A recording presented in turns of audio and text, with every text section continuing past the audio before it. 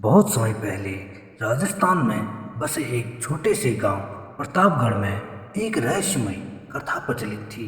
गांव के लोग कहते थे कि रात के समय रेगिस्तान में एक सुनहरा किला प्रकट होता है जिसे मायावी किला कहा जाता है। इस किले के बारे में कहा जाता था कि जो इस किले के अंदर गया वह फिर कभी वापस नहीं आया। गांव के युवा लड़के अर्जुन को इस कथा में गहरी रुचि थी।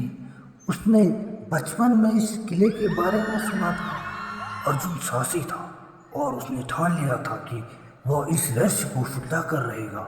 एक दिन जब पूर्णिमा की रात थी और चांदनी में रेगिस्तान चमक रहा था, अर्जुन अकेला किले की खोज में निकल पड़ा। चलते चलते उसे दूर एक हल्की सी सुनहरी सी चमक दिखाई दी। अर्जुन ने तेजी से उस दिशा में कदम बढ़ाया।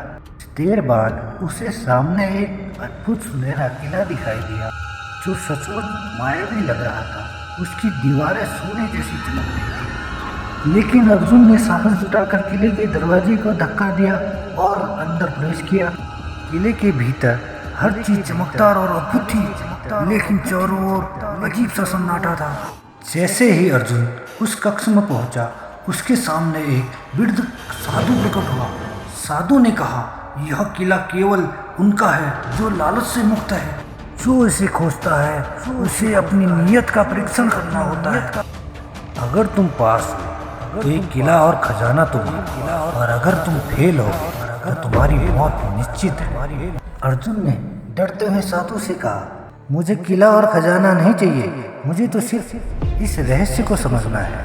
साधु अर्जुन को देख के मुस्कुराया और किला अचानक अदृश्य हो गया। अर्जुन ने पाया कि वो फिर से रेगिस्तान में है, लेकिन अब वह ज्ञान और आत्मविश्वास से भरा हुआ था। अब उसके अंदर का डर भी समाप्त हो गया था। उसने गांव लौटकर किले की सारी सच्चाई गांव वालों को बताई कि असली खजाना बाहरी नहीं बल्कि भीतर की शांति और संतोष है। अगर आपको यह वीडियो पसंद आए तो इसे लाइक और शेयर ज़रूर करें। धन्यवाद।